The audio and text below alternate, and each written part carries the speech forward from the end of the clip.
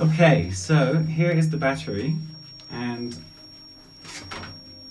so before I start charging it, I'm going to do two things. One is I'm going to just check the voltage, you can see where we're at, and then I'm going to check the specific gravity, which means the power of the battery, or the state, the health of the battery. And a low gravity would mean it's probably sulfonated, and a high gravity means it's good. And so this charging process will try and raise the gravity. So the voltage is 11.6 volts, so that isn't too terrible. If the voltage is below, let's say 10.5, it's really not happy at all, and 11.6 is quite low and definitely ready for a charge. So before I do that, I'm going to check the gravity, and it's also called this is called a gravity meter or a hydrometer, and this is one design. There's different kinds, and this one's nice because it's very easy to read. It's a little harder to use than the traditional hydrometers, but either way, start. Just give it a little. It's always good to get the dust off before you open your cells. You don't really want any dust going in there. So give it a good wipe. And a lot of people should really wear gloves for this, but well, I don't. I just try and be careful, but it is acid and it will burn, and it's especially bad in the eyes, so I am wearing some safety goggles. So, okay, let's open a cell up here. So the voltage tells us something, but it doesn't tell us the whole story. The voltage could be quite high, but it would still not really have much power in it if the gravity is low. So what I'm going to do is suck up a load of acid here.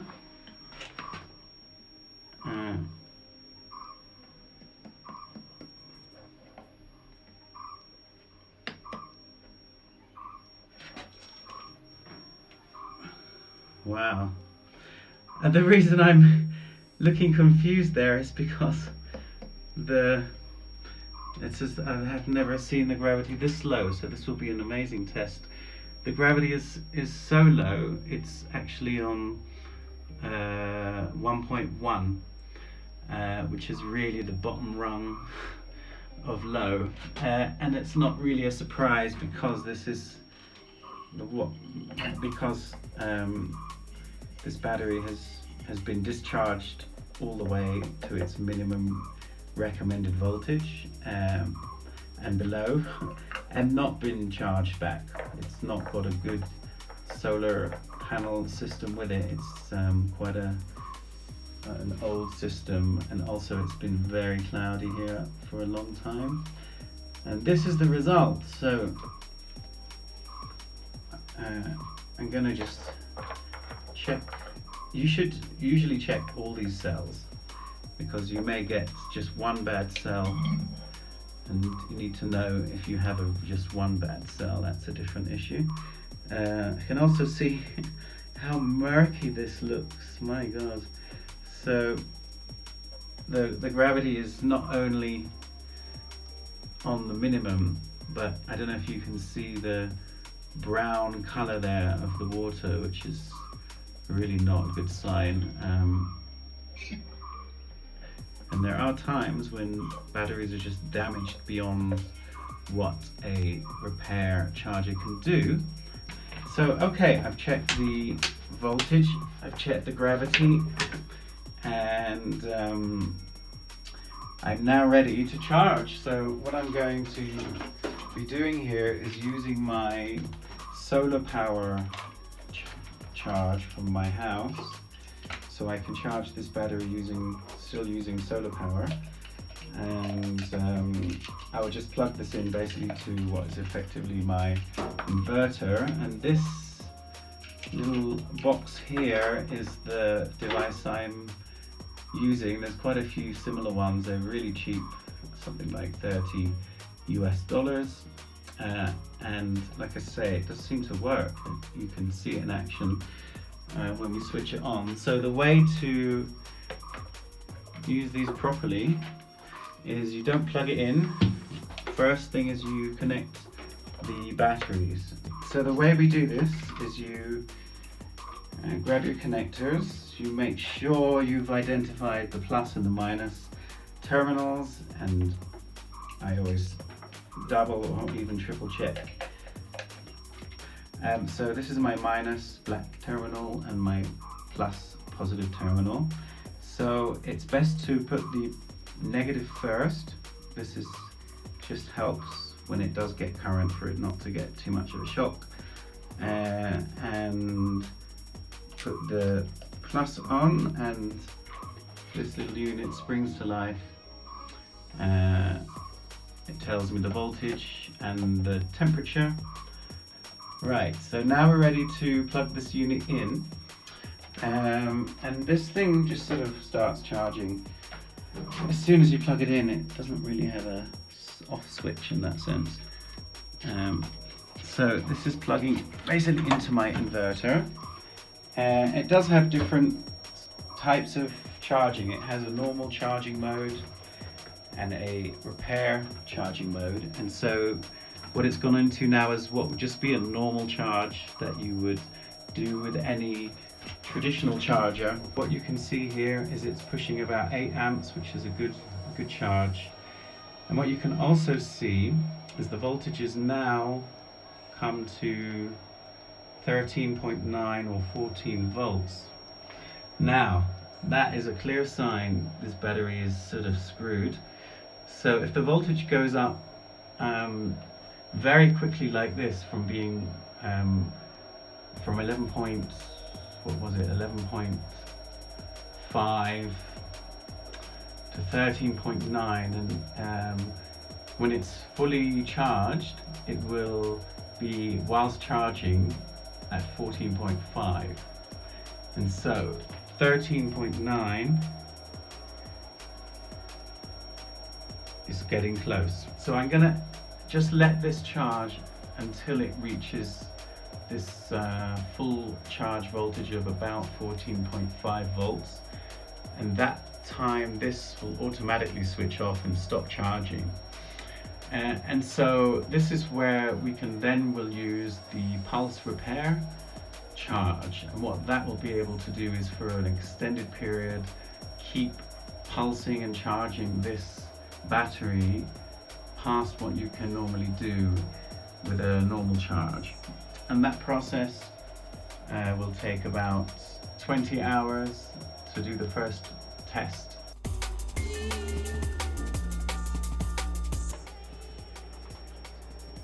Okay, so this is 2 days later, and what's happened is that the normal charge finished, and that took about 12 hours until this battery was able to reach its full charge of about 14.5 volts whilst charging, and then 12.6 volts when there's no charge happening and it's resting. So that's a good voltage, and I checked the gravity and that wasn't still good at all. I didn't film this part, I'm afraid, but whilst the battery was looking full on voltage, the gravity was still right down, probably less than half on the red, and that meant that the plates are probably sulfonated, and the repair mode of this charger is ready for action. So what I did after that was I checked the gravity and then set the pulse charger on. And so I'm going to show you now that what's happening now is this is in pulse charge mode. And so this is already run for about, I would say, 9 hours yesterday. What I noticed was quite an improvement in the gravity, even only after 9 hours. And so I'm going to show that to you now. Let's see how the gravity is doing this morning. And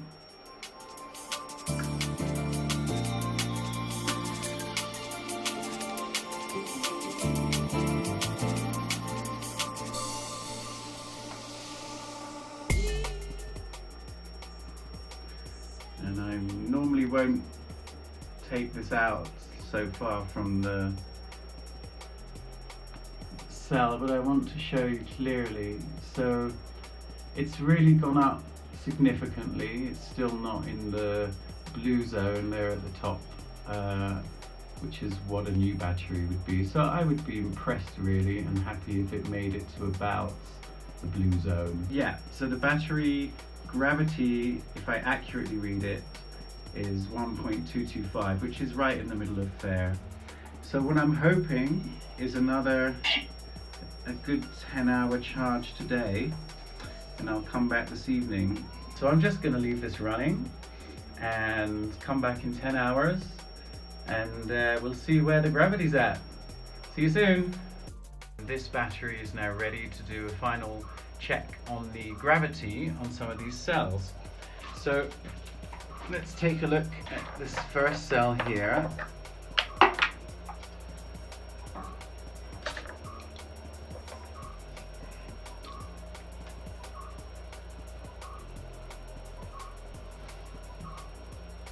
Wow, that is very nice. So I'm gonna try and turn this round for you to see. What we've got here is the gravity on this cell. If I try and center it, when I'm looking at it, it's easier to do, but it's above and well in the blue. And when I was looking, when I look at it, holding it correctly, it's just about 1.28, which is basically in the good region, which is better than I would have hoped. Really, I would have been happy just to get it near the blue, never mind well into the blue. So that cell looks good. When you're doing this, you need to check all the cells, and on this battery, if you watch the last part, you'll know there was a potential dead cell, and that was this cell here that I'm going to check now. And this also had very brown water. The acid was very brown, and that was a concern. And immediately I can see, wow, it's not only less brown, it's virtually completely normal. So the color of the acid looks normal, which is amazing, and surprisingly for me, the gravity is basically the same as the other cell, which is what you want to see. It means that these cells are basically equally, I mean, it looks off pretty much in the middle there, as you can see. So that's a amazing recovery of this battery, which is a battery that I would have thrown away, in the sense that I would take it back to a store that will give me some money and dispose of it in the best way they can. And that's something I've done a few times, and had I have had this charger, I suspect I may not have had to do it.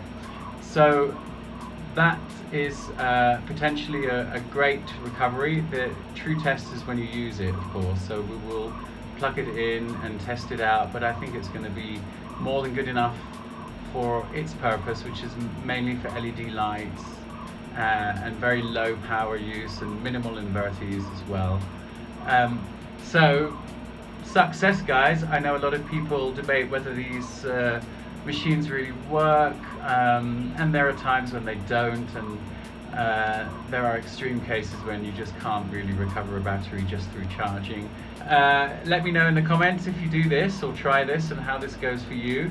The links to this product are in the description, and I'm linking probably to Amazon products, but I encourage you to look for other local sources for these. There's many very similar products out on the market these days, especially in Europe and America and that kind of thing. So thanks for stopping by. It's been fun doing this, and maybe come back for the next battery I get to test again.